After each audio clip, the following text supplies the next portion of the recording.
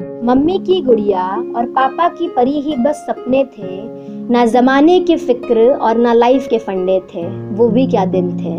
नमस्कार दोस्तों, मैं निधि आप सबका बहुत बहुत स्वागत करती हूँ अपने YouTube चैनल पर। हम सब जब बच्चे थे तो सोचते थे कि कब बड़े हो जाएं, और अब जब बड़े हुए तो समझ में आया कि काश फिर से बच्चे बन जाएं। तो अगर मेरी फीलिंग्स कहीं आपकी फीलिंग्स से टकरा जाए तो मेरे चैनल को लाइक और सब्सक्राइब ज़रूर करिएगा।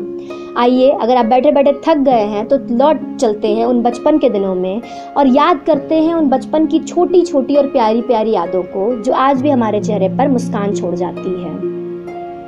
बारिश होती थी तो बहाना बनाकर भीगने चले जाते थे, कागज के हवाई जहाज को पूरे घर में उड़ाते थे, दूसरों के घर की घंटी बजाकर भाग जाते थे और लूडो में किसी को हराकर ही दुनिया जीत लेते थे।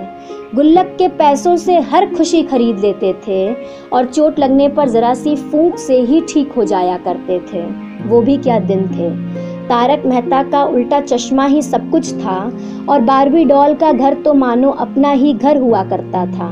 डोरेमोन के गैजेट्स ही ड्रीम हुआ करते थे, तब हर चीज में हम खुशी ढूंढ लिया करते थे। राजा मंत्री चोर सिपाही खेलने का गजब एडिक्शन था, अक्कड़ बक्कड़ बम्बे बोर गेम नहीं, एक इमोशन था।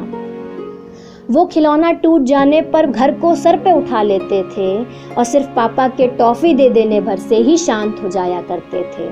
टीवी शोज भी तब गजब के आते थे, श्री कृष्णा जैसे शोज भी दादी बाबा संग उतना ही मजा कराते थे।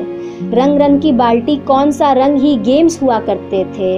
नेम प्लेस एनिमल थिंग के लिए तो क्लास में ब्रेक का इंतजार किया करते थे। पोशंपा भाई पोशंपा अब तो जेल में जाना पड़ेगा, ये ही बचपन की राइम थी और हर बार गेम्स पीरियड की शुरुआत पकड़म पकड़ाई से ही होती थी। रूठ जाने पर चॉकलेट मिल जाती थी और स्कूल जाते समय 2 रुपए मिल जाने पर जन्नत जीत ली जाती थी। बर्थडे में टॉफी बांटने साथ तो एक को ही ले जाते थे, उस दिन बेस्ट फ्रेंड की पहचान भी सबको करा जाते थे। स्टैचू स्टैचू खेलना और इसी बहाने फ्रेंड को मारने का भी अलग मजा था, मानो पेन फाइटर में जीत जाना ही इकलौता मिशन हुआ करता था। रात में सोफे पे सोते थे और जगना बेड पे होता था, उस टाइम पर ये ही सबसे बड़ा मैजिक हुआ करता था।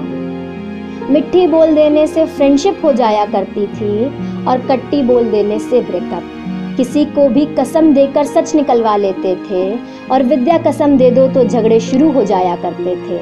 उस टाइम पर बस नया पेंसिल बॉक्स और टिफिन ही बहुत था, खाओ पियो मस्त रहो अपना सबसे सिंपल फंडा था। छुट्टी की बेल बजते ही मानो जेल से छूट जाते थे, एक हाथ में ओएस तो दूसरे में फ्रूटी लिए सब घर को आते थे। गर्मी की छुट्टी तो जब आती थी बैग पैक रहता और मौसी का घर जैसे इंतजार कर रहा होता। दोपहर में जब सब सो जाते थे तब हम लुका छुपी खेलने बाहर निकलते थे। बड़े भाई हमेशा छोटा समझकर टारगेट बना लेते थे और फिर नाराज होने पर मनाने भी खुद ही आया करते थे।